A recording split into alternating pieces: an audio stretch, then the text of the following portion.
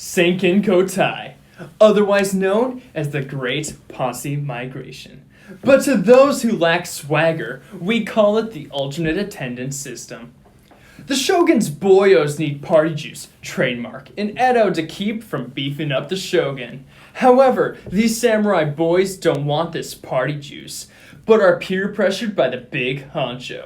To get this party juice, however, these samurai need to travel to Edo and claim their dose every other year.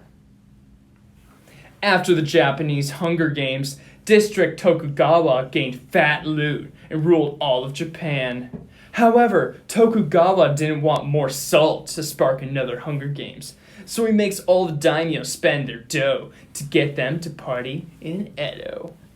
The shogun thought wives and children of his boys would be pumping it up more in the capital instead of the boondocks, so he forced them to party every day in the capital.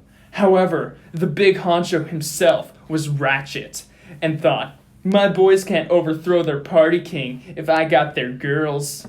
Since then, daimyo didn't want their fam's party spirit to be extinguished. Although the Edo parties were woke, the daimyo bros had no bling afterwards. These samurai were sad because they can't afford to yeet arrows, but the shogun was happy because he hates getting shot with arrows. How can these bros afford arrows when, to supplement their party life, they have to use half of their dank cash each year?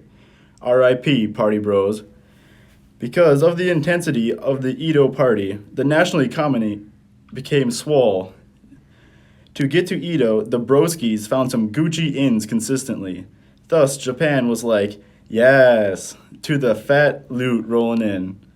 Not only this, but roads got fixed because of the bro migration. While these bros are getting shook AF, the rest of the nation prospers.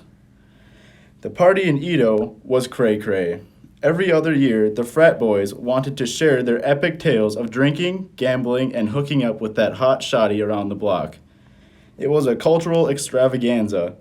All the other party boys got the news of the turnt disco in Edo and wanted to get lit too. So they decided to copy and party hard like Edo. This turned the entire country into one big frat house, to which the party boys discoed to death. Here's the tea. The Great Posse Migration began shortly after the Japan Hunger Games and lasted until the Ultimate Dude Restoration. So the party continued for 250 years. One hell of a rager. These dank parties were a heavy burden on the wallets of the bros who attended them, leading them to take student loans to pay for the lit activities which they love.